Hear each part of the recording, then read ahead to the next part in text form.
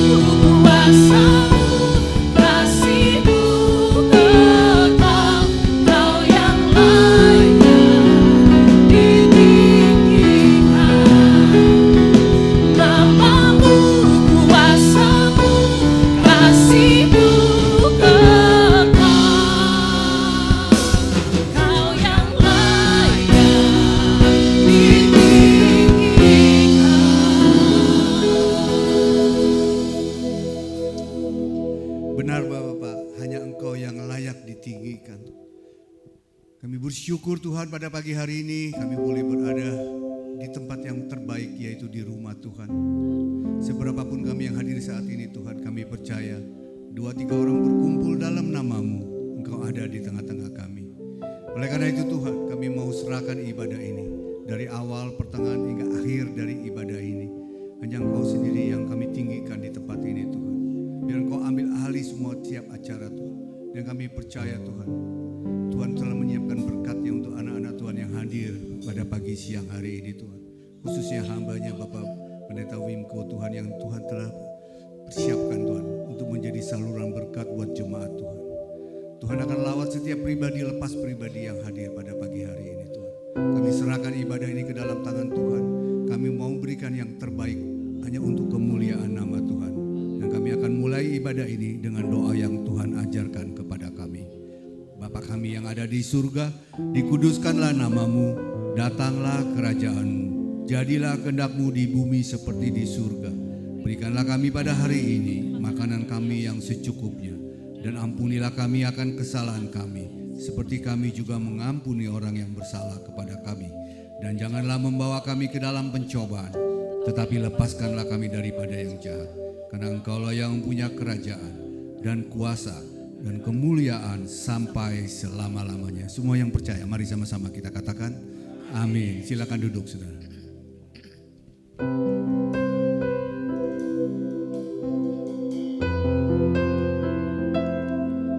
Kami bersyukur Tuhan, kami ada sampai hari ini semua karena Tuhan. Cinta Tuhan bagi setiap kami. Apapun kondisi kami, keadaan kami saat ini, biarlah Tuhan mendapati hati kami menyembah Engkau di dalam roh dan kebenaran. Kami rindu Tuhan untuk ada di dalam hadirat-Mu, menikmati kasih-Mu Tuhan pagi hari ini. Ini kami Tuhan.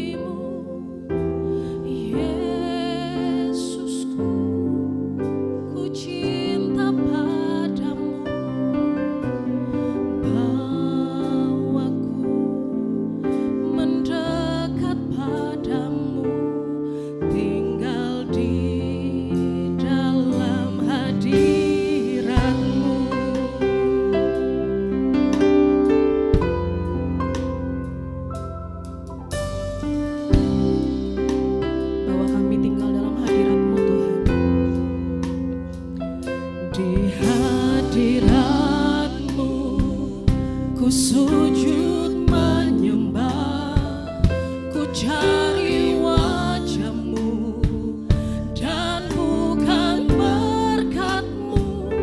Kau yang maha tahu dalamnya hati kami Tuhan. Tiada yang lain seperti diri-Mu. Sekali lagi kita nyatakan, di hadirat-Mu ku sujud menyembah, ku cari wajah-Mu dan bukan berkat-Mu. Kau yang maha tahu dalamnya hatiku. Tiada yang lain seperti diri-Mu. Segenap hidupku ku mengasihi-Mu, Yesusku. Ku cinta padamu, bawaku mendekat padamu, tinggal di dalam hadirat-Mu. Segenap hidup kami Tuhan, segenap hidupku kami nyatakan kami mengasihi Engkau Tuhan. Kami mencintai Engkau Yesus.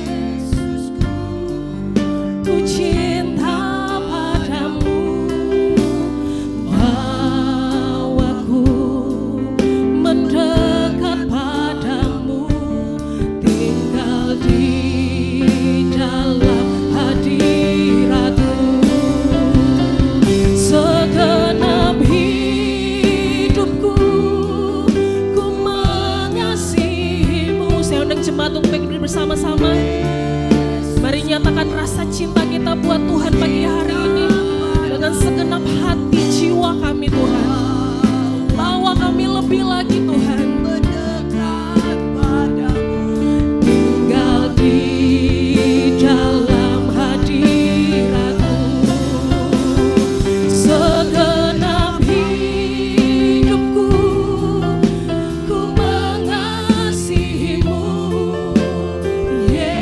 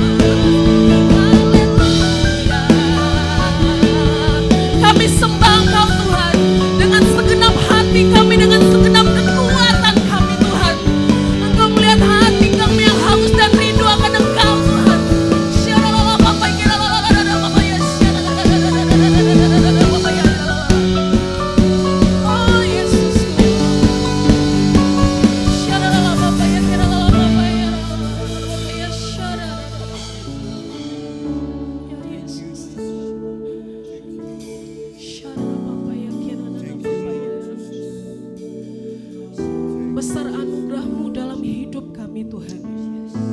Bahkan semakin hari semakin bertambah. Tidak ada satupun dari kami yang Tuhan lewati. Tuhan berkati. Sebab itu Tuhan, kami mau mengangkat tangan kami. Kami mau mengucap syukur Tuhan.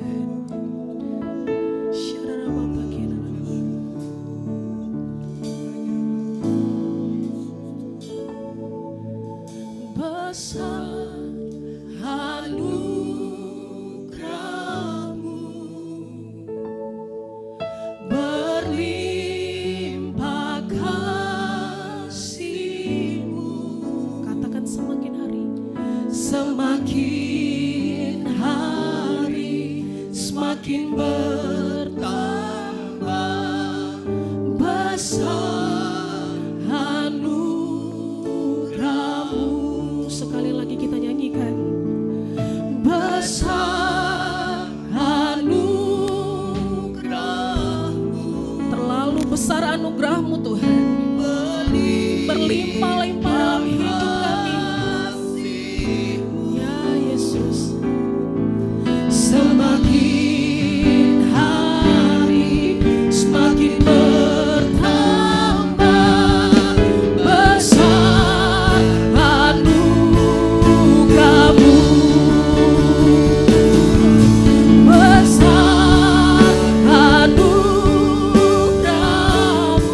Kami bersyukur Tuhan. Berlimpah-limpah kasih-Mu dalam hidup kami.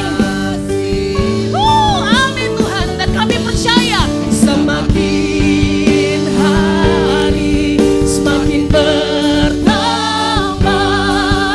Besar anugerah-Mu. Semakin hari Tuhan, semakin hari semakin bertambah. Besar anugerah-Mu. Semakin hari semakin bertambah. Besar anugerah-Mu.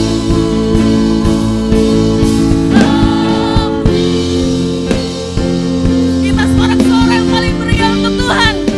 Haleluya. Amin.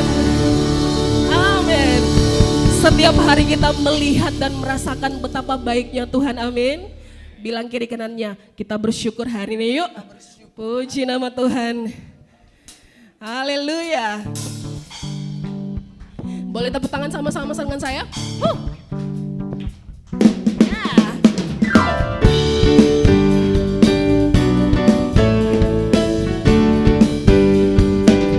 Sama-sama kita katakan, kecaplah dan lihatlah betapa baiknya Tuhan itu. Rasakan dan nikmati kasih setia Tuhan. Sekali lagi katakan, kecaplah dan lihatlah Tuhan itu baik. Betapa baiknya Tuhan itu.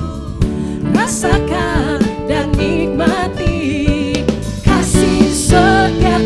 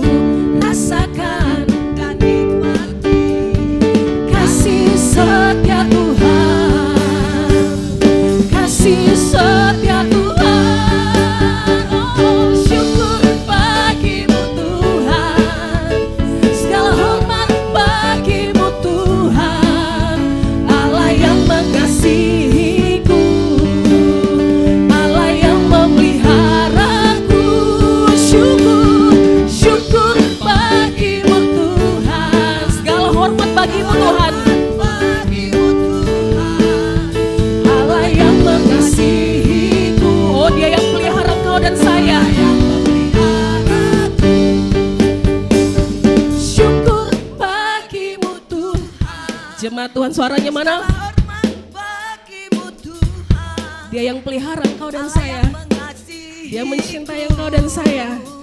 Allah yang memeliharaku. Syukur, syukur bagimu Tuhan. Segala hormat bagimu Tuhan. Allah yang mengasihiku. Allah yang memeliharaku. Allah yang mengasihiku. Allah yang mengasihiku. Allah yang memelihara. Sekali lagi katakan, Allah yang mengasihiku. Allah yang memeliharaku selamanya. Terima kasih Tuhan. Kita berikan sorak-sorak yang paling meriah untuk Tuhan Yesus. Haleluya. Siap terbang bersama dengan Tuhan? Amin. Suaranya mana? Amin. Saya mau lihat kepak sayapnya semua sama-sama. Haleluya. Kita terbang tinggi bersama dengan Tuhan pagi hari ini. Bawa kami lebih lagi Tuhan.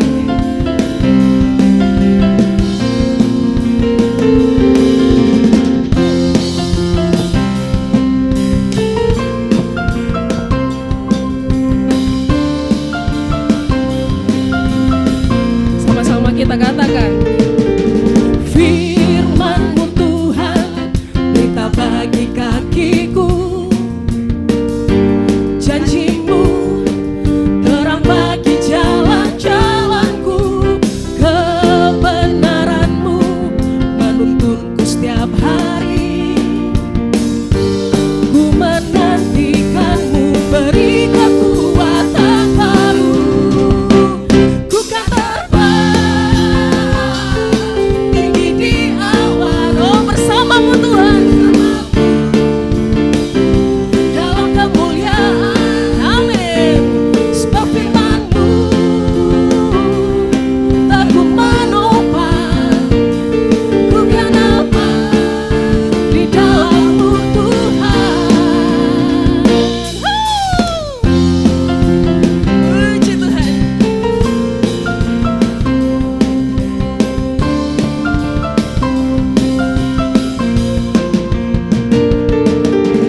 Firman-Mu Tuhan, berita bagi kakiku.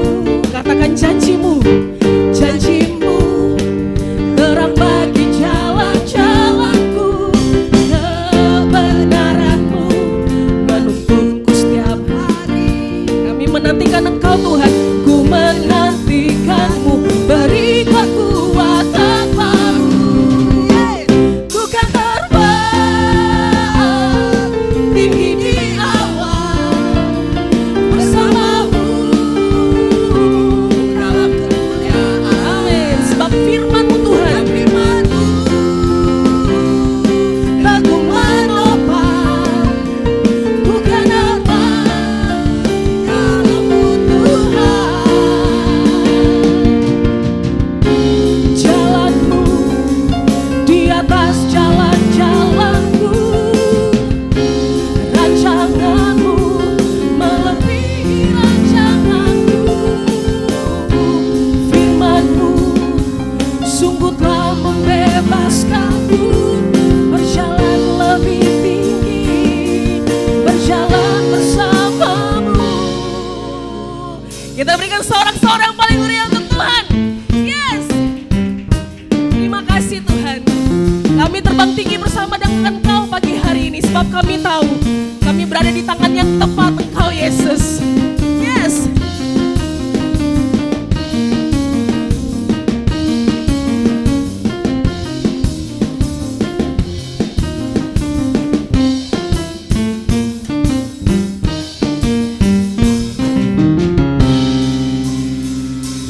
Ku kan terbang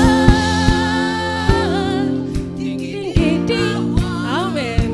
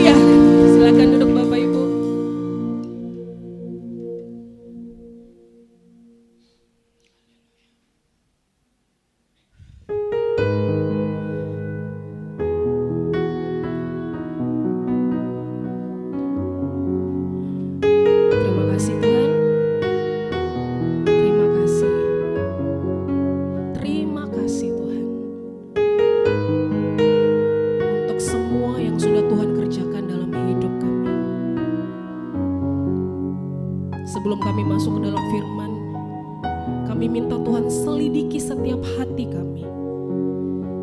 Apakah benar kami sungguh-sungguh mencintai Engkau Tuhan, mengutamakan Tuhan.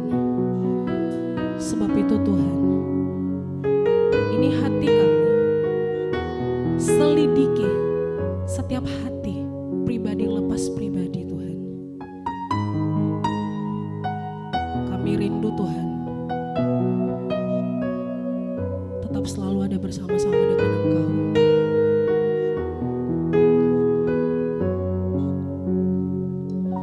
Selidiki aku, lihat hatiku,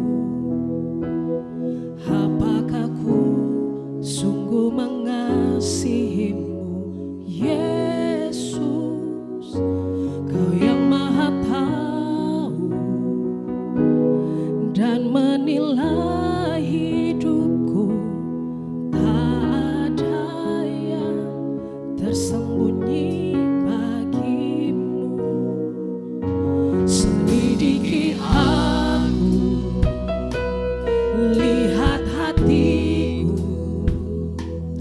apakah ku sungguh mengasihimu, Yesus. Kau yang maha tahu dan menilai hidupku, tak ada yang tersembunyi bagimu. Telah kulihat kebaikanmu yang tak pernah habis di hidupku. Ku berjuang sampai akhirnya Kau dapati aku tetap setia. Ya Tuhan, dapati kami tetap setia sampai akhir Tuhan. Apapun itu Tuhan. Terima kasih Tuhan. Sama-sama kita katakan, selidiki aku, lihat hatiku, apakah ku sungguh mengasihimu, Yesus. Tuhan tahu hati kita, Maha tahu dan menilai hidupku, tak ada yang tersembunyi bagimu. Telah kulihat kebaikanmu yang tak pernah habis di hidupku. Ku berjuang sampai akhirnya Kau dapati aku tetap setia. Telah kulihat.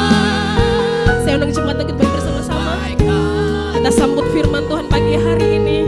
Tak pernah habis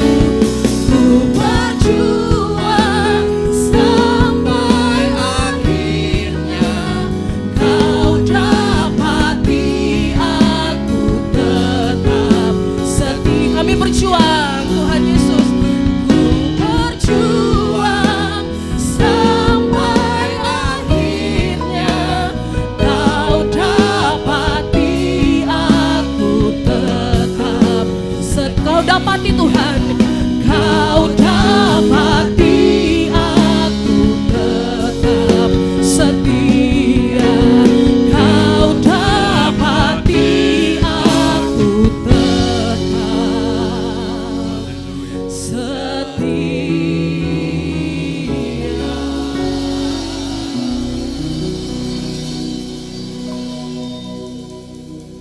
Bapa Surgawi, Engkau melihat setiap hati kami. Biarlah ditemukan di tempat ini hati yang rindu akan Tuhan, hati yang mengasihi Engkau, hati yang takut atau taat kepada Tuhan. Kami rindu untuk mendengar firman-Mu, karena kami tahu, kami sadar, kami faham bahwa firman-Mu adalah kebenaran yang memerdekakan kami. Kami faham bahwa iman kami bertumbuh dari hari ke hari karena kami mendengar akan firman Kristus. Urapi hamba-Mu ya Roh Kudus dan kami semua, supaya kebenaran ini boleh tertanam di dalam hati yang subur, berakar, bertumbuh, dan berbuah berlipat kali ganda. Nama-Mu dipermuliakan lewat kehidupan kami sebagai murid-murid Tuhan yang adalah suratan yang terbuka, yang dibaca oleh setiap orang yang ada di sekitar kami. Terpujilah Engkau ya Tuhan kekal selama-lamanya. Di dalam nama di atas segala nama, yaitu di dalam nama Tuhan Yesus Kristus, kami berdoa dan mengucap syukur. Haleluya. Amin. Berikan tepuk tangan yang meriah buat Tuhan Yesus. Dan silakan duduk Bapak Ibu yang terkasih. Puji Tuhan kita ada di tempat ini karena kita rindu akan Tuhan. Bapak Ibu yang selalu saya tekankan bahwa hari Minggu tidak ada alasan untuk kita tidak datang bertemu di dalam pertemuan ibadah. Sebagaimana tertulis dalam kitab Ibrani 10 ayat 25. Jangan ada seorang pun yang menjauhkan diri dari pertemuan-pertemuan ibadah. Seperti dibiasakan oleh beberapa orang, tetapi hendaklah kita semakin giat melakukannya menjelang hari Tuhan yang mendekat. Katakan amin. Karena itu saya punya pengalaman Bapak Ibu. Beberapa waktu yang lalu, beberapa tahun yang lalu tepatnya ketika saya bekerja di salah satu perusahaan food and beverage. Suatu ketika saya ditelepon oleh pimpinan saya yang ada di Jakarta bahwa owner dari PT tersebut sedang datang di Bali. Owner ini, jadi pemilik perusahaan itu. Dia datang lagi ada keperluan, lalu hari Minggu dia minta tolong Pak Wim temenin bos ini. Ya jalan-jalan lah karena dia off ini Minggu. Oh gitu ya, ya. Tapi karena Minggu saya udah komitmen. Waktu itu saya masih jemaat Bapak Ibu, ya. Belum jadi hamba Tuhan. Tapi saya sudah komitmen. Minggu itu sudah gak bisa ditawar, saya mesti ibadah. Ya kalaupun mau bekerja harus ibadah dulu. Jadi karena itu bertepatan waktunya dengan pertemuan ibadah jam 9 waktu itu atau jam 8. Karena udah cukup lama. Maka saya telepon bos saya itu, mohon maaf Pak. Karena saya mesti ibadah, jadi saya gak bisa nemeni Bapak ini. Tapi ada mobil siap, ada guide siap. Ya beliau bermalam di Nusa Dua. Oh enggak apa-apa Wim, dia appreciate kok. Saya enggak bisa nemeni, dia appreciate. Oh ya enggak apa-apa, kamu ke gereja aja, saya bisa jalan sendiri. Nah yang saya mau katakan gini Bapak Ibu. Ini owner, kapan lagi kita ketemu owner, kenalan sama ownernya, PT Mayora itu. Ya, satu lagi dari Mayora. Ini bos besar. Tapi saya udah komit sama Tuhan. Gitu loh. Minggu sudah nggak bisa diganggu gugat. Saya masih ingat ketika anak saya hari Minggu itu sakit. Waktu itu kami sedang berjemaat di gereja GBI Bukit Moria. Jadi di Gatsu 2. Jadi mesti lewat Suli, ya kan? Mesti lewat Suli belok kiri itu ke Gatsu 2. Nah anak saya sakit waktu itu panas, sudah beberapa hari sebelumnya panas. Pas hari Minggu gini ajain, yuk kita akan melewati dokter Hendra, dokter spesialis Handa. Ya, oke. Sebelum ke gereja kita ke dokter dulu. Kita bawa anak itu, ya kan? Lalu baru ke gereja. Nah setelah kita bawa ke dokter, didiagnosa, wah ini harus masuk ini. Jadi ternyata di tenggorokan itu ada plak putih-putih. Ya, wah ini bahaya ini.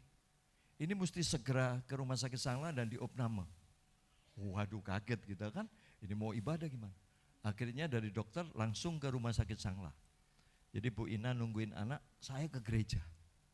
Saya tetap komit bahwa minggu itu mesti ibadah saya. Setahun cuma 52. Ya puji Tuhan, saya sudah bilang sama istri dulu. Pokoknya minggu biar kita kemana-mana, kita mesti gereja hari Minggu. Nah ini komitmen. Kenapa? Ada dasarnya. Dasarnya mana? Ibrani 10 ayat 25. Saya pegang benar, saya komit benar. Ya kan kecuali sakit. Nah sekarang enak kalau sakit bisa Zoom. Tapi beda rasa.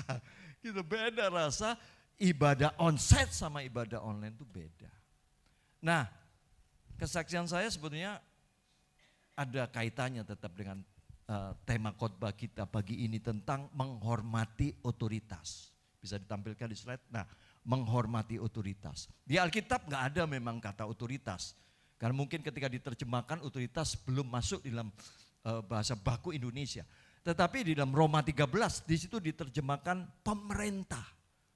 Ya, pemerintah itu berasal dari Allah. Pemerintah itu otoritas. Ya.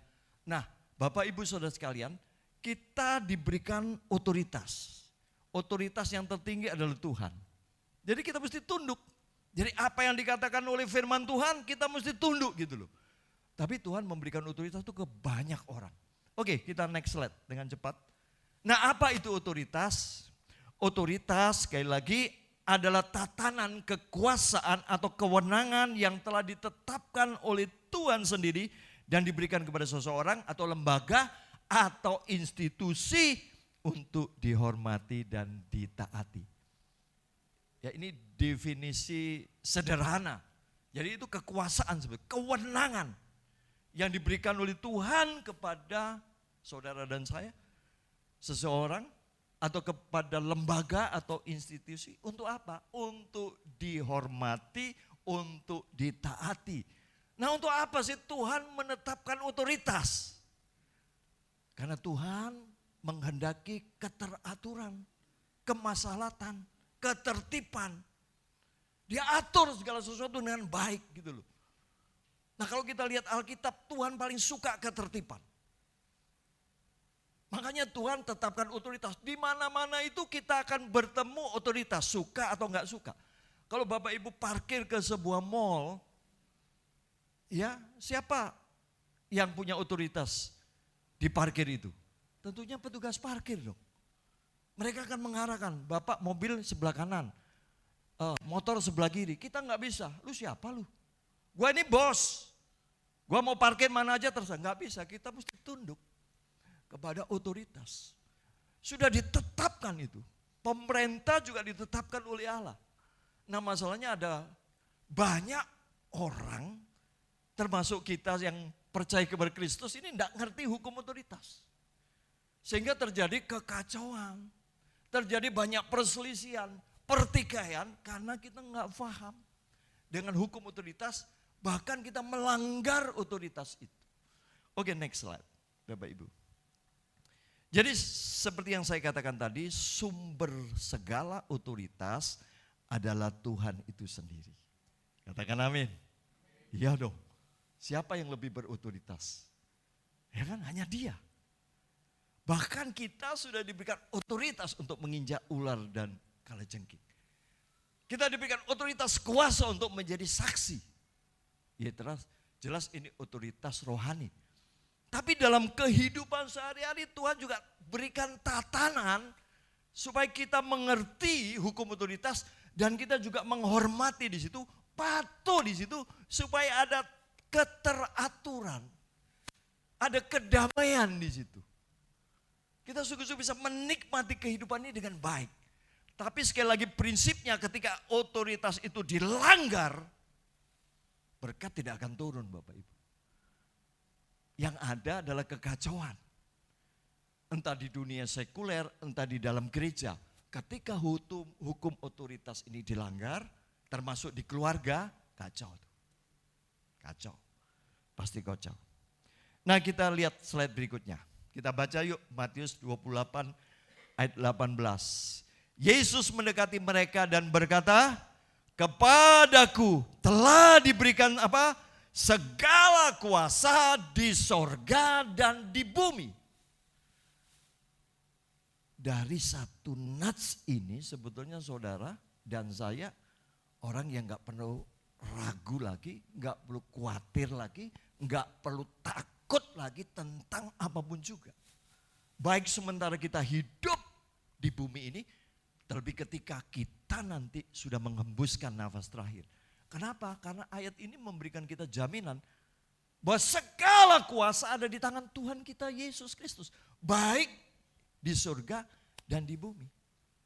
Kemarin kita diguncang gempa kan? Bahkan isunya ada megatrust ini. Ada teman saya, oma-oma dia, Pak Wim gak keluar negeri? Ngapain? Keluar negeri. Saya mau keluar negeri, saya mau ke China. Berapa 3 bulan di sana, ngapain? Ada megatrust. Oma-oma, saya bilang kebetulan dia gak percaya sih. Makanya percaya Tuhan Yesus. Saya tunjukin di Mazmur, nih lo baca oma. Ya, malaikat Tuhan berkemah di sekeliling orang-orang yang takut akan Tuhan dan meluputkannya. Gitu oma. Ya itu kan kamu, jadi ya kan, ya enggak apa-apa. Jadi di mana-mana nggak ada tempat yang menjamin saudara dan saya bisa aman, nggak ada. Ya mau jadi apa keadaan dunia ini kalau kita tahu bahwa segala kuasa di surga dan di bumi ada dalam tangan Tuhan. Udah santai saja bro. Ya kan, tenang aja. Ada orang mau zolimi kita, ada orang punya niat gak baik, tenang aja. Ingat Ahok ketika dia dizolimi beberapa tahun yang lalu kan, dia bilang di pengadilannya, kalau Anda menzolimi saya, Anda ini bukan melawan saya, Anda sedang melawan Allah. Tuhan itu boten sari, Tuhan itu tidak tidur. Jadi tenang dia, kenapa? Karena dia tahu ada sumber otoritas. Dia punya otoritas, tapi di atas dia ada otoritas. Di atas otoritas ada otoritas. Dan sumber otoritas. Otoritas di atas segala otoritas adalah Tuhan itu sendiri. Jadi dia jalanin aja. Karena prinsip ini penting Bapak Ibu, supaya kita bisa memahami dan kita bisa merefleksi apakah saya sudah tunduk dan taat pada otoritas. Gitu. Karena enggak mungkin gini loh, kalau yang kelihatan aja kita enggak tunduk pada otoritas, misalnya naik motor enggak pakai helm, saya tanya nih, ya kan, Anda naik cuma 20 meter Pak, masa pakai helm? Pertanyaan saya gitu. Ketika Anda naik motor dan tidak pakai helm, Anda ini sedang tunduk pada otoritas apa sedang memberontak? Ayo jawab. Ya melawan dong ketetapan. Coba kalau ada polisi berani saudara, pas lagi di depan rumah saudara lagi mobil patroli berhenti di situ. Saudara mau ke sini naik motor ke sebelah ini, 100 meter. Pasti akan pakai helm. Artinya apa? Ya kita ini sebetulnya memberontak. Karena itu peraturan dulu di kami di GBI Swiss kalau ada pelayan Tuhan yang ketahuan gitu loh. Ya, pelayan Tuhan yang ketahuan naik motor enggak pakai helm termasuk pendetanya enggak boleh khotbah. Lah gimana dia enggak tunduk sama otoritas kelihatan lalu mau berdiri di sini untuk firman Tuhan. Omong kosong dah. Omong kosong. Ya. Ini bicara tentang sikap hati gitu loh. Oke, next Bapak Ibu. Nah, bagaimana sikap kita, ini penting. Bagaimana sikap kita terhadap otoritas. Tuhan ajarkan 2. Tunduk dan, katakan, tunduk dan taat. Cari di seluruh Alkitab, gak ada untuk memberontak itu. Sekalipun otoritas kita jahat. Saya mau tegaskan ini. Sekalipun otoritas atau pemimpin kita ini bebal. Tapi sikap tunduk ya adalah sikap hati yang menghormati dan menyadari bahwa otoritas itu diberikan oleh Allah. Taat itu adalah melakukan dengan tepat sesuai apa yang diperintahkan oleh otoritas. Tapi saya kasih catatan, kecuali otoritas itu memberikan perintah, order yang bertentangan dengan firman Tuhan. Mohon maaf Pak, misalnya saya bekerja di satu perusahaan sebagai accounting atau chief accounting, lalu suruh bikin double pembukuan. Maaf Pak, saya nggak berani melanggar hukum. Atau melakukan untuk hal-hal yang tidak berkenan. Sikap kita tetap tunduk Bapak Ibu. Sebagai sikap bawahan terhadap atasan, itu tetap hormat. Jangan manis di depan, sinis di belakang, nggak boleh juga itu. Jangan kita mesti tulus. Sekalipun atasan kita nggak beres ini. Tapi sikap kita tetap harus tunduk. Tapi taat berhenti dulu. Karena kita harus lebih taat kepada sang sumber otoritas. Kamu enggak boleh memberitakan Injil. Ya kan pernah ada kisah di kisah para rasul. Diancam jangan beritakan Injil. Silakan pilih sendiri. Apakah kami tunduk kepada kamu atau tunduk kepada Allah?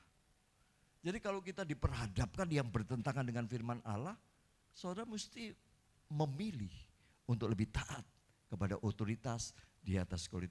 Tapi sikap kita tetap tunduk. Ini sikap yang di dalam. Ya. Nah, ini penting. Bapak Ibu, segala sesuatu yang kita lakukan terhadap sesama ini, baik atau tidak baik, korelasinya itu kepada Tuhan. Jadi kalau kita membenci, sebetulnya saya membenci Pak Yangke, sebenarnya saya ini sedang membenci Tuhan. Kalau saya mengasihi Pak Yangke, saya ini sedang mengasihi Tuhan. Ekspresi kasih kepada Tuhan yang tidak kelihatan, ya kita nyatakan kepada sesama kita, kepada keluarga kita. Makanya kenapa sih Tuhan gak izinkan untuk kita membenci orang yang sudah menyakiti kita. Tuhan selalu ampuni dia. Karena ini relasinya ke surga. Gitu loh.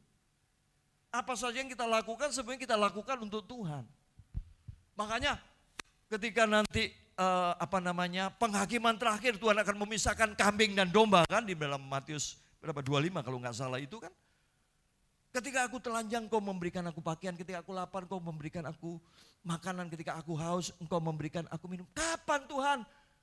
Engkau lapar aku memberikan makan, engkau haus aku memberikan minum dan engkau telanjang aku memberikan pakaian. Kapan itu? Ketika engkau lakukan kepada sesama, engkau melakukannya untuk aku. Korelasinya di sini. Tapi apa yang tidak dilakukan kita terhadap sesama, wis karepmu, babano. Ya dia kelaparan, kita punya banyak makanan, urusan dia. Apa yang tidak kita lakukan terhadap sesama, itu juga yang tidak kita lakukan kepada Tuhan. Makanya mesti baik-baik benar nih. Ya untuk menyikapi firman Tuhan ini dalam kehidupan kita sehari-hari. Next yuk, ini kita contoh. Kristus itu sudah memberikan teladan yang sempurna dalam ketundukannya kepada otoritas. Sekalipun dia punya kuasa, ya terutama di dalam dalam penyalipan dia, dalam penderitaan dia, dalam kesengsaraan dia. Dia punya hak, dia punya kuasa, dia punya kehendak sebetulnya untuk melawan, untuk menghindar. Tapi apa yang dia lakukan? Dia katakan, maka ia maju sedikit lalu sujud dan berdoa katanya, ya Bapa, jikalau sekiranya mungkin, biarlah cawan ini lalu daripadaku, tetapi janganlah seperti yang kau kehendaki, melainkan seperti yang engkau kehendaki. Ada pergumulan, yes, tapi ketundukannya dia kepada Bapa itu luar biasa. Itu luar biasa. Maka ini yang mesti kita teladani dari Kristus. Apa yang dikatakan Bapa itu yang aku katakan. Apa yang aku lihat dari Bapa itu yang aku perbuat. Jadi ketundukannya kepada Bapaknya itu sempurna gitu. Padahal dia punya kuasa. Adam beda, dia diberikan otoritas tapi dia lebih tunduk lebih percaya kepada godaan iblis. Sehingga akhirnya kacau kan. Coba kalau Hawa itu tetap firm.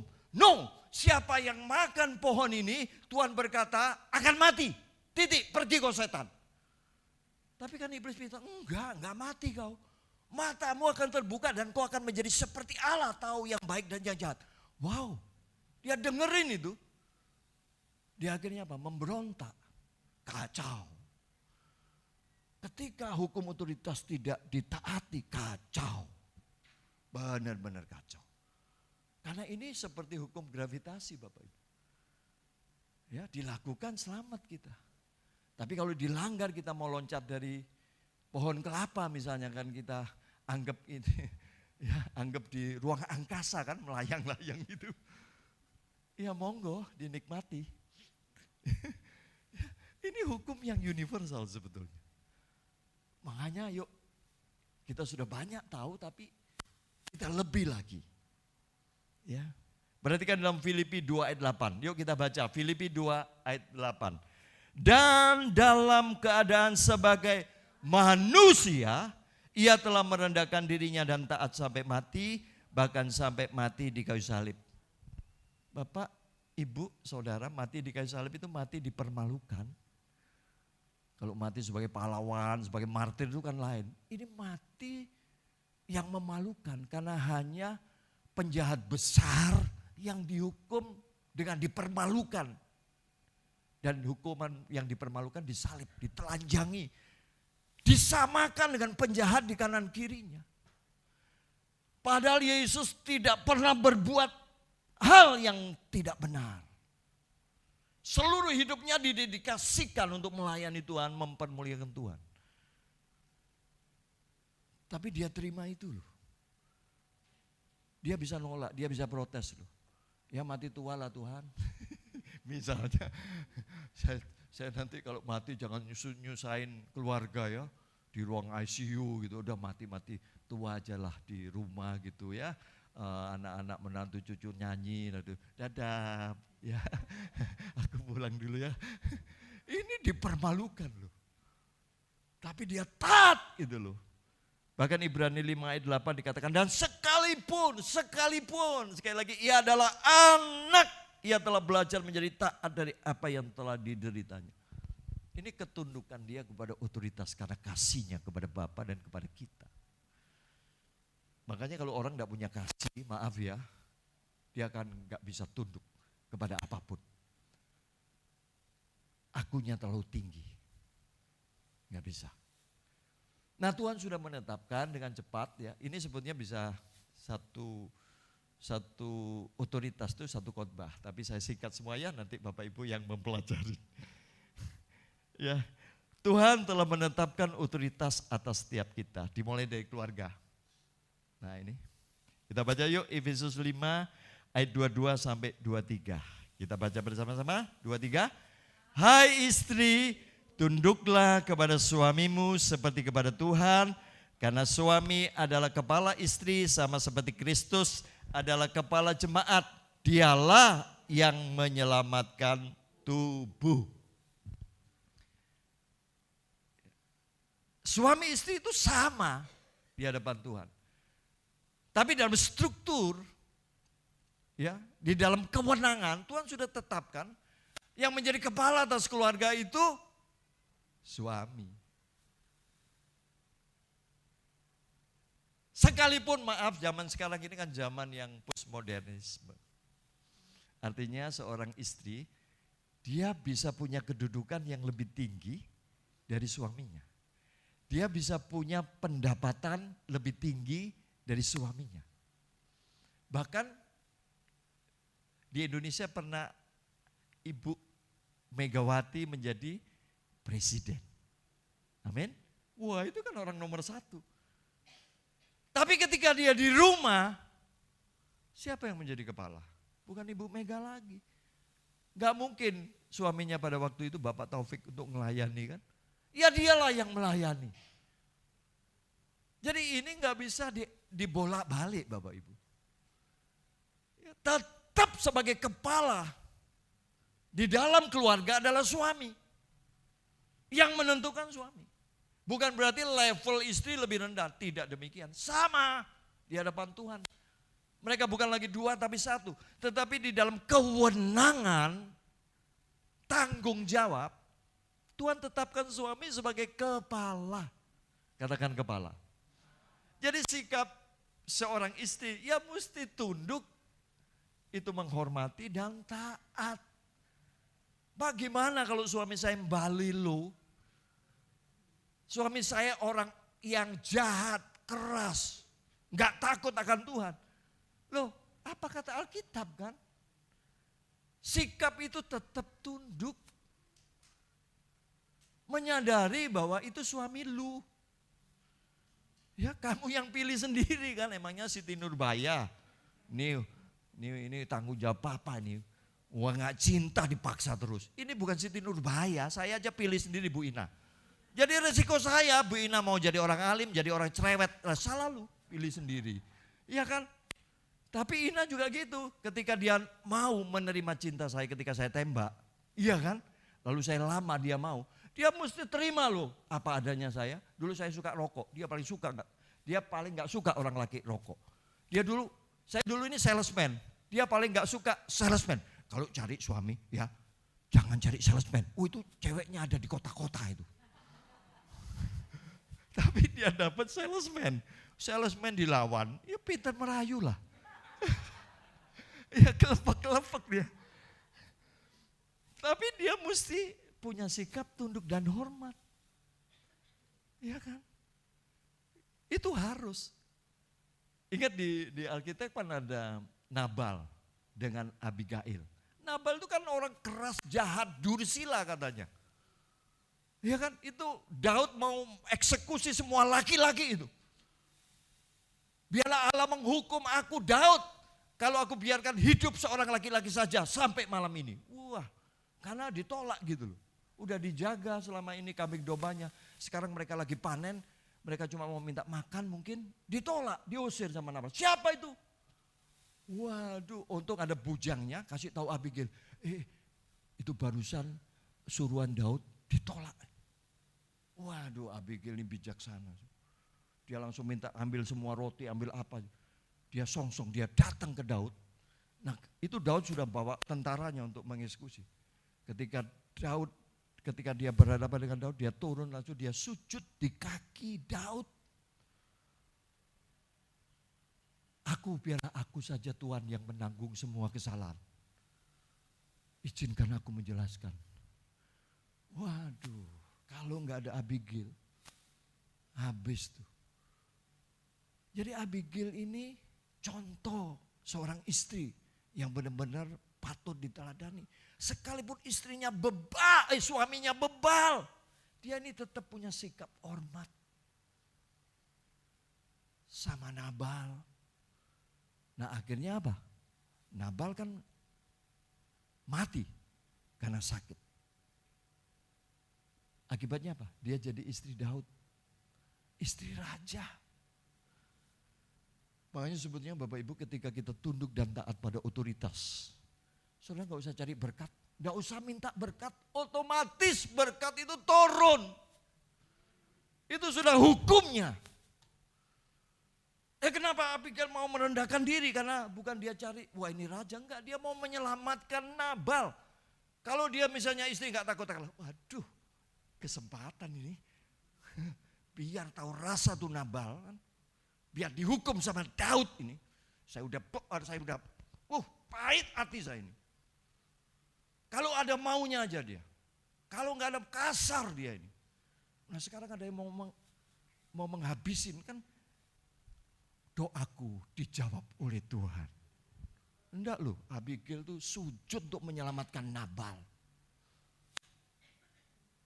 Wah, dahsyat ya. Makanya kalau otoritas kita ada yang gak beres, udah gak usah takut. Loh, karena ada otoritas di atasnya. Tapi bukan bagian kita sebetulnya.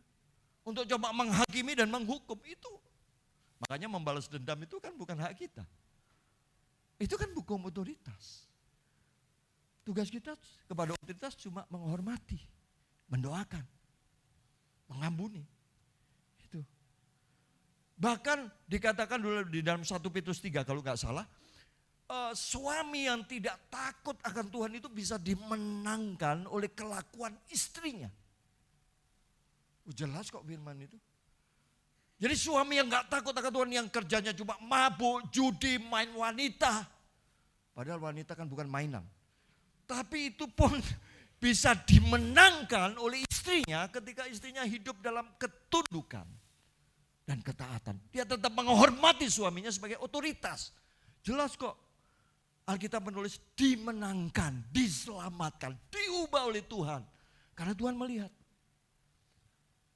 Engkau salah. Sekalipun suamimu seperti itu, engkau tetap tunduk. Tuhan gak tahan-tahan kebaikan itu. Ya. Oke, berikutnya Bapak Ibu. Next slide. Orang tua dan anak. Ada 10 hukum Bapak Ibu ya. 1-4 hukum Taurat itu mengatur manusia dengan Allah. Tapi hukum 5-10 itu adalah hukum kepada sesama. Dimulai dari ayat yang kelima ini. Dan hanya hukum ini yang mengandung janji Bapak Ibu. Yuk kita baca Efesus 6 ayat 1-3. 2-3. Hai anak-anak, taatilah orang tuamu di dalam Tuhan, karena haruslah demikian. Hormatilah ayahmu dan ibumu. Ini adalah suatu perintah yang penting seperti yang nyata dari janji ini. Supaya kamu berbahagia dan panjang umurmu di bumi. Makanya gak usah minta bahagia dan panjang umur di bumi. Tuhan berikan aku umur panjang. Berikan aku kebahagiaan, kekayaan. Gak perlu hormati orang tuamu. Tunduk taat sama orang tuamu sekalipun sekali lagi. Orang tuamu balik lo. Gak ada urus. Karena ini hukum kita dengan Tuhan. Kita mentaati karena Tuhan bukan karena orang tua kita. Syukur kalau orang tua kita baik. Alhamdulillah. Syukur, puji Tuhan. Tapi sekalipun orang tua kita, maaf ya. Orang tua kita mungkin meninggalkan kita, ada ayahnya yang meninggalkan, ada ayahnya yang main serong. Atau kita ditelantarkan. Tidak peduli. Kalau engkau mau umur panjang, berbahagia, hormati. Hormati. Yesus sudah memberikan teladan kok. Ya, memberikan teladan sempurna untuk menghormati bapaknya. Gak ada yang lebih penting dari ayah. Nah makanya kalau anak-anak, Bapak Ibu, ini kan dimulai dari keluarga. Ketika suami dan istri itu saling menundukkan diri. Mereka hidup di dalam hukum otoritas. Otomatis anak-anaknya melihat teladan kan. Oh gitu ya. Otomatis gak usah disuruh. Kamu mesti tunduk. Tuh Alkitab ngomong tunduk, hormat. Gak perlu gitu. Tambah sakit hati tuh anak. Tapi ketika mereka melihat teladan kedua orang tuanya. Sikap itu otomatis ada. Dia akan respect kepada orang tuanya. Apalagi diteguhkan dengan firman ini. Iya ya. Tapi anak-anak akhirnya bukan karena dia mau umur panjang dan berbahagia. Sikap ketundukannya, sikap hormatnya karena firman, karena kasih, karena ketulusan. Ya kan? Jangan lihat film itu apa? Bagaimana mendapatkan 5 miliar dari Grandmas, apa itu? Before Grandma dies itu. Kan ada film itu. Udah nonton gak itu? Iya kan? Itu kan mereka coba membaik-baiki omanya karena omanya kaya, mau minta warisan. Iya kan ada ya film itu, gak tahu judulnya, agak panjang tuh film Thailand kalau gak salah kan. Jadi mereka membaiki omanya, merawat omanya yang kena cancer. Karena motivasinya nanti supaya dapat warisan rumah. Itu cucunya sampai membelani dia. Berhenti dari kerja, dia rawat tuh omanya yang hidup sendiri. Dia rawat. Ya, dia siapin, dia ajak dia bantu omanya masih jual bubur waktu itu ya, tapi bukan buburku itu. Ke kontrol, kemoterapi. dia rawat, dia sayangi omanya karena harapannya apa? Dia bisa dapat rumah itu sebagai warisan. Tapi akhirnya dia kecewa ketika rumah itu enggak diberikan kepada dia, tapi diberikan anak bungsunya dari oma itu. Yang memang anak bungsu itu nakal, suka ngabisin duit. Dia kecewa. Tapi kasihnya kepada oma itu yang luar biasa. Singkat cerita Bapak Ibu nanti nonton sendiri ya. Omanya itu ditaruh di panti jompo. Nah si cucu ini enggak tega gitu. Lihat omanya ditaruh di panti jompo. Maka diajaklah ke rumahnya. Dirawat sampai oma ini meninggal di rumah cucunya ini. Ketika dia meninggal baru dia kaget. Ternyata oma meninggalkan warisan. Oma ini nabung atas nama cucunya sejak cucunya masih kecil. Nah itu warisan. Jadi kadangkala kalau kita mengharapkan sesuatu enggak tulus Bapak. Tapi karena cucu ini tulus mengasihi omanya, dia dapat. Sebenarnya otoritas ini jangan pernah karena ada iming-imingnya. Lakukan karena ini firman Tuhan. Lakukan karena engkau mengasihi. Itu ya. Amin Bapak Ibu ya. Berikutnya. Pemerintah dan masyarakat ini tadi yang saya kutip. Tiap-tiap orang harus takluk kepada pemerintah yang di atasnya. Sebab tidak ada pemerintah yang tidak berasal dari Allah. Dan pemerintah-pemerintah yang ada ditetapkan oleh Allah. Sebab itu barang siapa melawan pemerintah, ia melawan ketetapan Allah. Dan siapa yang melakukannya akan mendatangkan hukuman atas diri. Nats ini ditulis oleh Rasul Paulus buat jemaat di Roma yang saat itu sedang mengalami aniaya hebat dari Nero. Orang Kristen dianiaya, ditangkap, diadu dengan binatang buas di Kolosium. Lalu ada yang ditangkap, dibakar hidup-hidup jadi obor. Tapi firman Tuhan ini turun, takluk, tunduk kepada pemerintah. Jangan bilang berontak lawan pemerintah yang zalim itu. No. Alkitab mengajarkan tetap hormati pemerintah. Tuhan yang membela. Bukankah ketika Saulus mengejar-ngejar orang Kristen sampai ke Damsyik, Tuhan sendiri yang menampakkan diri. Saulus, Saulus, mengapa engkau menganiaya aku? Siapa engkau Tuhan? Akulah Yesus yang kau aniaya. Artinya segala sesuatu yang kita alami, baik gak baik itu Tuhan merasakan. Dan jangan take action dulu. Ada bagian kita, ada bagian Tuhan. Nah seringkali kita gak sabarin. Kita pakai hak Tuhan. Dia menyakiti saya, gue sikat bleh. Emangnya gue gak bisa nyakitin lu. Lu mengkhianati gue bisa mengkhianati lu. Lu menghancurkan aku bisa lebih menghancurkan kamu. Itu hak Tuhan. Kita gak diajar untuk itu. Kita diajar untuk memberkati bahkan orang yang sudah menzolimi kita.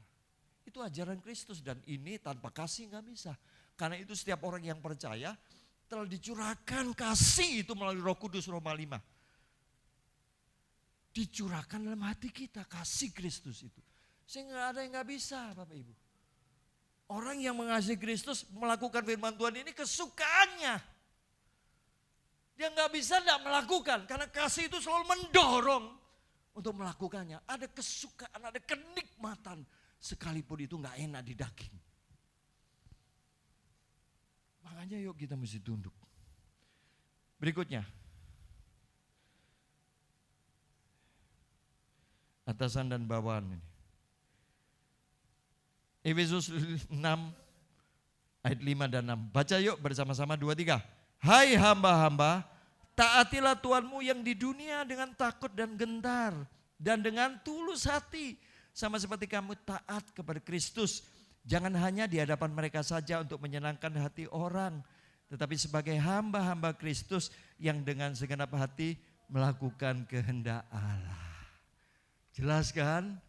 Kehendak Allah supaya kita tunduk dan taat kepada Tuhan kita, pimpinan kita. Saya dulu kerja di Teh Botol Sosro, itu sudah diatur strukturnya. Mulai dari office boy, assistant salesman, supervisor, sub unit manager, area area manager, baru general manager. Itu udah diatur. Itu udah ada tatanannya. Nah, hormati itu. Bukan hanya di hadapan saja. Wih, kalau ada bos, rajin. Enggak ada bos main game, ngobrol, makan kacang. Untung di sini enggak ada kan. Makanya saya katakan, kalau orang Kristen tahu prinsip otoritas, dia akan jadi bos. Gimana enggak diberkati oleh Tuhan? Karena dia bekerja itu seperti untuk Tuhan. Makanya etos kerja Kristiani itu terkenal dulu. Ya pada waktu di Swiss, di Eropa. Ketika bangsa Swiss membuat jam Rolex. Atau apa saja. Itu etos kerja Kristiani. Jadi dia buat itu dengan detail yang luar biasa. Karena mereka punya prinsip, ini bukan pekerjaan. Ini dia lakukan untuk dipersembahkan kepada Tuhan. Itu etos kerja yang terkenal Bapak Ibu. Ya, etos kerja Kristiani. Tapi sekarang kan sudah lontur ini. Udah lontur. Makanya segala sesuatu yang kamu perbuatlah itu untuk Tuhan, bukan untuk manusia. Perbuatlah itu dengan segenap hatimu seperti untuk Tuhan. Ini kan Kolose 3:23. Itu prinsip tentang ketundukan. Makanya saya bilang dulu, saya selalu khotbahkan gini. Kalau kamu diangkat sebagai manajer ya, kan punya fasilitas tuh. Tapi jangan pernah bawa satu lembar folio pun ya dari kantormu ke rumah untuk pribadi. Satu lembar folio pun, sekalipun kita dikasih satu rim. Tapi kalau kita ambil satu untuk kepentingan pribadi kita di rumah, kita udah gak jujur. Mendingan kita beli aja ke Nadimat sebentar beli, berapa sih satu rim? Kita mesti jaga itu karena ini milik Tuhan sebetulnya. Nah kalau kita punya sikap tunduk kepada otoritas di tempat kerja, cepat kita jadi pimpinan Bapak Ibu. Cepat saudara jadi pengusaha. Karena diberkati pasti sama Tuhan. Kalau saudara baca di dalam Kolose 3:23 itu seterusnya. Itu yang memberi upah itu bukan bosmu, Tuhan sebetulnya. Karena kamu lakukan kan untuk Tuhan. Dengan kata lain itu Tuhan pakai bosmu untuk memberkati engkau. Kalau kamu gak diberkati di tempat ini, kamu bisa nanti diberkati di tempat lain. Jadi selalu berkorelasi Bapak Ibu. Oke lanjut ya. Jemaat dan gembala. Ibrani 13 ayat 17 yuk baca 2-3. Taatilah pemimpin-pemimpinmu dan tunduklah kepada mereka. Sebab mereka berjaga-jaga atas jiwamu sebagai orang-orang yang harus bertanggung jawab atasnya.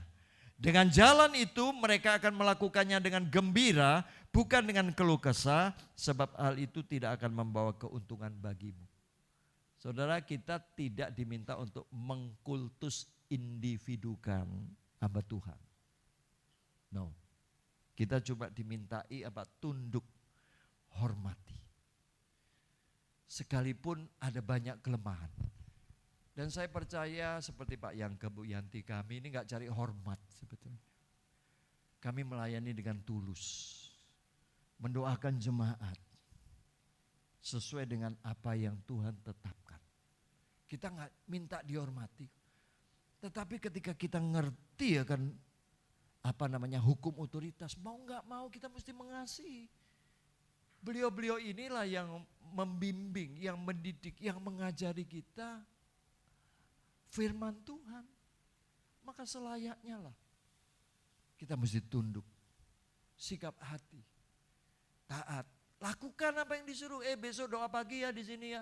Amin. Tapi yang datang cuma 5 orang. Loh itu yang gak tunduk dong. Ya kan? Jadi apa yang dikatakan gembala itu pasti semuanya sesuai dengan kehendaknya. Kita mesti menghormati. Kita mesti menghargai gitu. Bahkan next slide. Perhatikan di sini. 1 Timotius 5 ayat 17. Penatua yang baik pimpinannya patut dihormati berapa kali? 2 kali lipat, terutama mereka yang dengan jeripaya berkhotbah dan mengajar. Udah diatur kok. Ya. Kalau mereka sungguh-sungguh berusaha untuk mengajar umat kebenaran ini, hormati 2 kali lipat. Bukan hanya sikap tunduk, tapi juga ya kalau saudara lagi panen, ya kan, lagi panen buah, kirimin dong buah, ya kan, lagi jalan-jalan kemana gitu, kasih oleh-oleh, itu 2 kali lipat. Bukan hanya sikap hati menghormati tunduk, tapi juga memberi oleh-oleh, buah tangan. Senang nggak Pak Yangke? Haleluya, sekalipun beliau tidak mengharapkan. Loh, persepuluhan itu apa Tuhan butuh? Persembahan apa Tuhan butuh? Tapi segala sesuatu yang kita persembahkan untuk Tuhan, sekecil apapun itu berkenan kalau diberikan dengan ketulusan hati. Dulu waktu saya kerja pertama kali, orang tua saya nggak butuh duit, dia bisa hidup kok dengan usahanya. Tapi saya selalu menyisihkan uang itu tiap bulan ngasih orang tua. Itu kan sikap hormat sebetulnya. Tidak melupakan bahwa saya lahir dari orang tua. Sekalipun orang tuamu kaya, tapi memberi sesuatu kepada orang tua itu bukan karena kebutuhannya, tapi karena sikap hormat dan mengasihi. Wah, kalau kita tahu hukum ini, saudara adalah orang-orang yang diberkati Bapak Ibu. Next slide ini contoh aja Bapak Ibu, pemberontakan Korah, Datan dan Abiram karena kecewa, iri hati kepada Musa dan Harun. Mereka mengumpulkan para pemimpin 250 orang, berontak kepada Musa dan Harun. Ya mereka mengata-ngatain gitu. Aduh Musa itu sedih.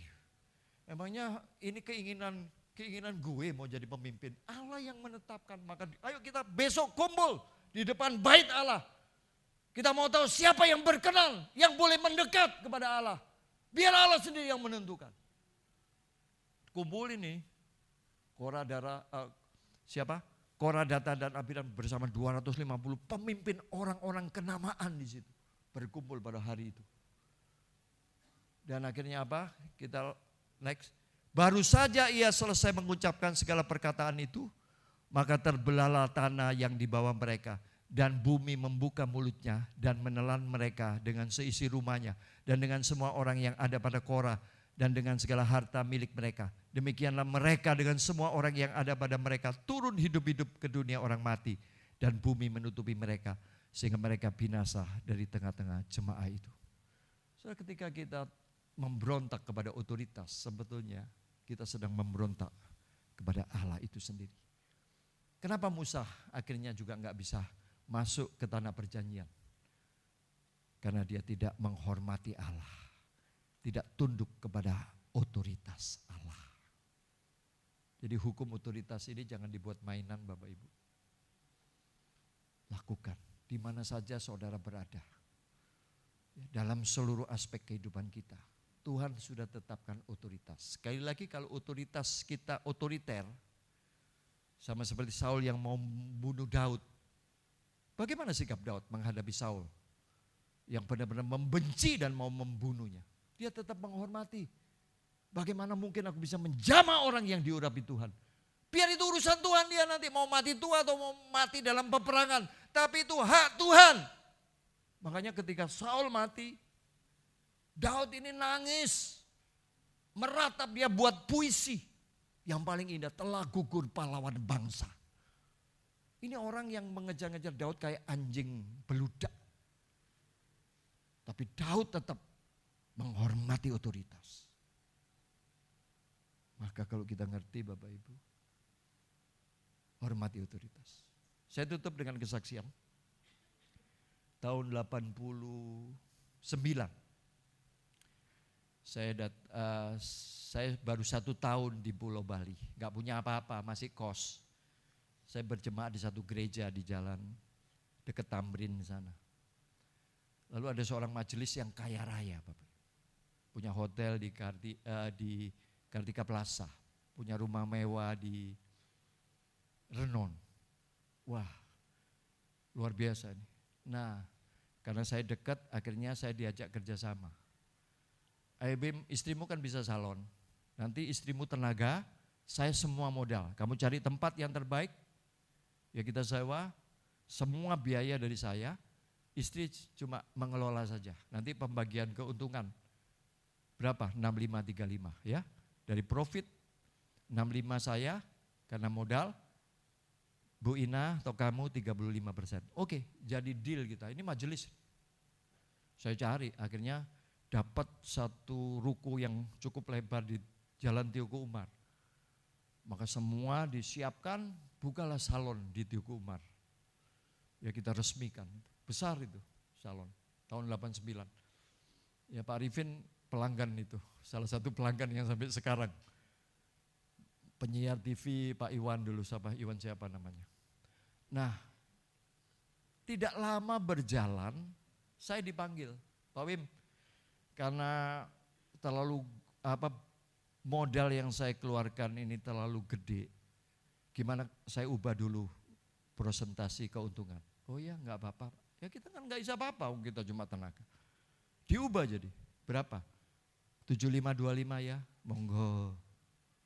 Monggo ya. 7525. Nah setelah berjalan sekian lama, akhirnya mereka punya hitung. Waduh rugi ya ini kalau saya bayarin tenaga salon saja lebih hemat daripada sharing profit. Jadi akhirnya dengan singkat, Bu Ina dan saya ditepak keluar. Waktu itu hamil anak kedua. Didepak keluar, suruh keluar dah. Udahin sudah ya, kita selesai kerjasamanya. Jadi saya mau pakai anak buah aja, lebih hemat. Bayangkan, nangis. Bu Ina itu nangis. Ini seorang majelis loh Bapak Ibu. Ya, saya nggak perlu sebut nama, nggak perlu sebut gereja, tapi ini kesaksian. Nangis. Apa yang kita lakukan? Kita nggak bisa apa-apa, kita orang miskin. Nggak punya apa-apa. Kita masih kontrak waktu itu ya, setelah kos kita kontrak. Tapi ya kita cuma bisa mengeluh sama Tuhan, Tuhan ya wis lah gak apa-apa. Nah kita punya kenalan beberapa hamba Tuhan, lalu gini, Pak Wim, Pak Wim supaya daripada ganjelan di hati Pak Wim sama Bu Ina, mendingan Pak Wim, Bu Ina minta maaf aja ke rumahnya gitu. Apa? Gimana? Kita ini yang diinjak, kita ini disolimi, kok suruh minta maaf? Gila ini. Gak berontak gitu loh. Kita udah ditendang keluar, gak dikasih apa-apa kok suruh minta maaf. Iyalah, kan firman Tuhan mengajarkan katanya kan, kalau kau berbuat baik pada orang jahat, nanti Tuhan akan taruh bara api. Itu di kitab Roma. Akhirnya karena dirayu-rayu kita, kebetulan ya teman-teman kita banyak hamba Tuhan waktu itu, jadi kita nurut. Saudara kita mau jalan ke rumahnya, karena kebetulan dari rumah kontrakan saya itu sama rumah itu rekan kerja saya itu nggak jauh. Jalannya itu berat. Jalan kaki itu berat rasanya. Wah ini berat ini mau minta maaf loh. Udah sakit hati suruh minta maaf, bayangkan itu. Tapi ya nurut aja lah kata firman, nurut aja. Jadi kita ketok, kotak-kotak itu pagernya kan gede.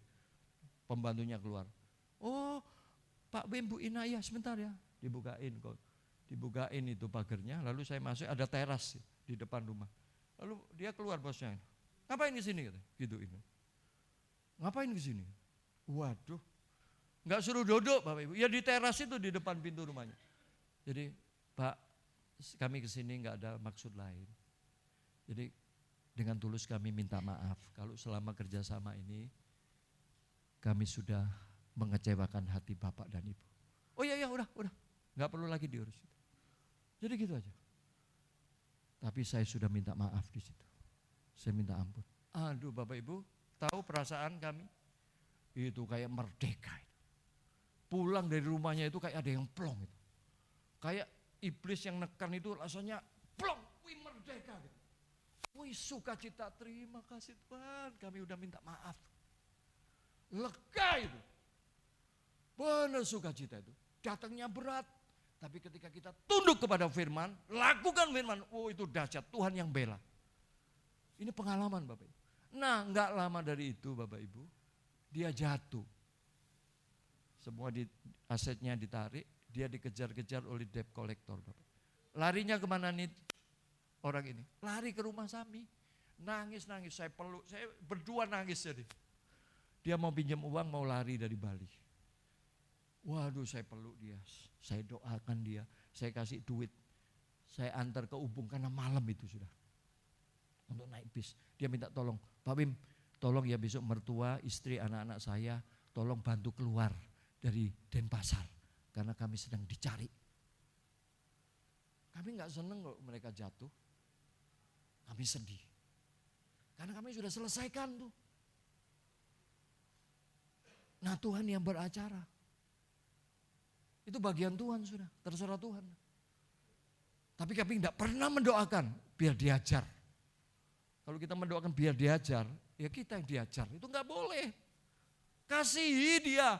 Orang yang berbuat jahat kepadamu itu kasih karena dia nggak ngerti. Bahkan dia dipakai oleh Tuhan untuk membentuk karaktermu. Untuk semakin serupa dengan Kristus. Mungkin mesti berterima kasih kepada orang-orang itu. Dan saya dengar mereka udah cerai. Kami sudah nggak pernah ketemu. Udah cerai. Dan ada anak laki yang pertama udah meninggal katanya. Sedih sih hatinya. Sampai sekarang nggak pernah ketemu. Mereka udah balik jauh. Tapi yang saya mau sampaikan Bapak Ibu, tunduklah kepada otoritas karena Tuhan. Biarlah firman Tuhan ini boleh memberkati kita semua. Amin. Mari kita bangkit berdiri.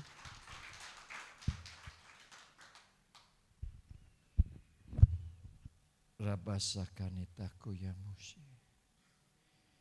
Netik yaku.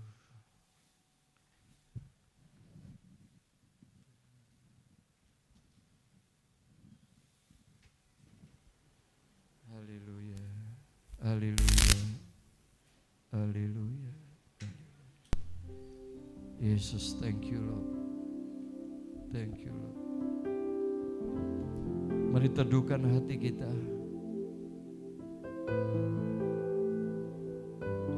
Kita merefleksikan hidup kita. Apakah saudara dan saya sudah hidup dalam hukum otoritas? Sikap hati yang menghormati otoritas, karena tidak ada otoritas yang tidak berasal daripada Tuhan. Apakah kita sudah taat kepada otoritas dengan tulus? Bukan hanya ingin menyenangkan mereka saja, tapi karena kita ingin menyenangkan Tuhan. Mari Bapak Ibu Saudara sekalian, otoritas dimulai dari keluarga kita. Kita bangun otoritas karena kasih, untuk saling menundukkan diri, saling merendahkan hati, saling melayani, saling mengampuni. Kita mau belajar saling menghormati dengan tulus. Demikian ketika kita berada di satu komunitas gereja, bagaimanapun keadaan gereja itu, bagaimanapun pemimpin rohani yang Tuhan sudah tetapkan, kasihi, hormati, tunduk, doakan. Dan juga ketika engkau bekerja di kantor, di perusahaan-perusahaan, di mana saja, hormati pemimpinmu. Bukan karena pemimpinmu baik atau tidak baik, tetapi karena Tuhan baik. Belum masa karya. Di mana saja engkau berada, mari tunduklah karena Tuhan. Lakukan semuanya karena Tuhan, karena firman-Nya. Terima kasih Tuhan Yesus untuk firman-Mu. Sempurnakanlah itu. Berbicaralah kepada setiap kami. Sebagaimana Kristus tunduk kepada otoritas yang telah Engkau tetapkan ya Bapa. Biarlah roh ketundukan kepada otoritas Kau curahkan atas setiap kami. Mulai dari hamba-hamba-Mu. Ketika kami diberikan otoritas, kami tidak memakai otoritas itu dengan sewenang-wenang atau menyalahgunakan otoritas itu. Tapi kami mau mendedikasikan semuanya untuk melayani baik jemaat dan sesama kami. Kalau kami di bawah otoritas, ajar kami untuk tunduk dan taat sebagaimana Kristus tunduk dan taat kepada Bapa. Terima kasih Bapak. Berkati Pak Yangke, Ibu Yanti dan keluarga besar, staf pengembalaan di tempat ini, para pelayan Tuhan, dan seluruh sidang jemaat. Kami percaya berkat Tuhan yang dunia tidak dapat berikan akan dicurahkan atas tempat ini, atas setiap keluarga, atas setiap pribadi. Karena itulah kehendak-Mu. Terima kasih Bapa untuk firman-Mu. Kami mengucap syukur hanya di dalam nama Tuhan Yesus Kristus. Haleluya. Amin. Silakan duduk Bapak Ibu.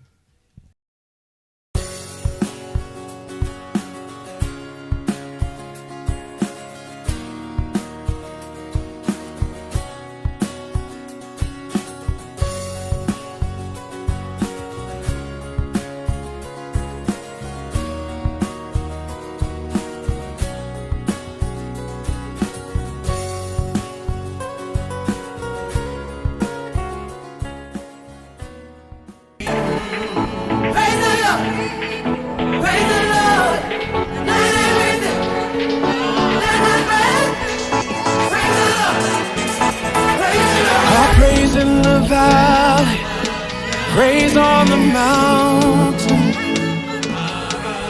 I'll praise when I'm sure, praise when I'm doubting. I'll praise when outnumbered, praise when surrounded.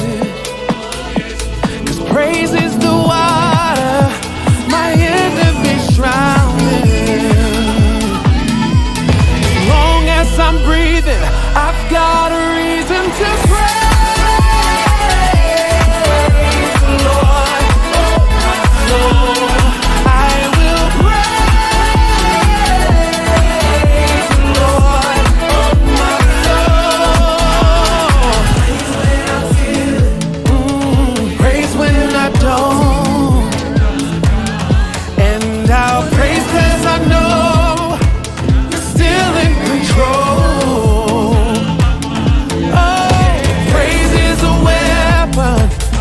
More than a sound. Oh, my praise is the shout that brings Jericho down. Oh, as long as I'm breathing, I've got a reason to praise the Lord.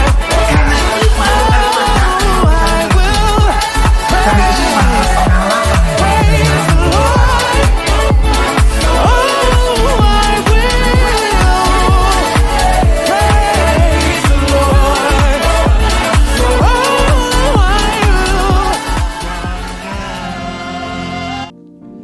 Mari saudara kita bangkit berdiri, kita akan mengakhiri ibadah kita. Bapak, kami sungguh bersyukur dan berterima kasih Tuhan. Oleh karena kasih kemurahan Tuhan, kami dapat melakukan ibadah hari ini dengan penuh sukacita. Dan kami percaya setiap firman yang telah ditaburkan tidak akan kembali dengan sia-sia Tuhan. Kami sungguh bersyukur dan berterima kasih kami punya otoritas tertinggi, yaitu Engkau sendiri Tuhan. Kami bangga kami punya Allah seperti Engkau Yesus. Terima kasih Tuhan, Engkau boleh menjadi Allah kami, menjadi otoritas kami. Dan kami percaya kalau kami tunduk dan taat pada otoritas Tuhan, maka kami aman dalam tangan Tuhan. Terima kasih Bapa, berkati hambanya Bapak Pendeta Wimko yang telah menjadi berkat buat jemaat Tuhan di tempat ini. Tuhan menyertai dan melindungi hambamu ini, dijauhkan dari segala niat-niat orang jahat. Dan kami percaya pelayanannya terus diberkati Tuhan bersama keluarganya. Dan kami juga berdoa untuk setiap jemaat yang hadir pada pagi hari ini. Kiranya berkat Tuhan terus menyertai anak-anak Tuhan. Mereka dijauhkan dari segala mara bahaya, malapetaka apapun juga dijauhkan daripada mereka. Sakit penyakit dijauhkan daripada mereka. Apapun yang menjadi kendala mereka, Tuhan beri jalan keluar kepada mereka. Terima kasih Bapa, kami akan berpisah satu dengan yang lain, tapi kami percaya kasih Tuhan tidak akan pernah berpisah daripada kami. Oleh karena itu saudara yang dikasihi Tuhan, mari kita angkat kedua tangan kita dan katakan amin, maka ini akan terjadi dalam hidupmu. Diberkatilah keluargamu, diberkatilah kesehatanmu, diberkatilah apa yang engkau kerjakan, dan diberkatilah engkau yang mengasihi Tuhan lebih dari segalanya. Oleh karena itu saudara yang dikasihi Tuhan, marilah kita hidup takut akan Tuhan. Jangan menyimpang ke kanan ataupun ke kiri. Sehingga kemanapun engkau pergi, hidupmu akan beruntung. Karena Tuhan yang akan membelamu, Tuhan yang akan menolongmu, Tuhan akan menyinari engkau dengan wajahnya. Keluar masukmu akan diberkati oleh Tuhan. Lumbung bakul rumah tanggamu diberkati oleh Tuhan. Dan apapun yang kau kerjakan Tuhan buat berhasil. Oleh karena itu saudara yang dikasihi Tuhan, pulanglah dan terimalah berkat daripada Bapa, Putra, dan Roh Kudus. Mulai saat ini sampai Maranatha, Yesus datang untuk kedua kalinya. Semua yang percaya dan telah menerima berkat Tuhan, mari sama-sama kita katakan amin.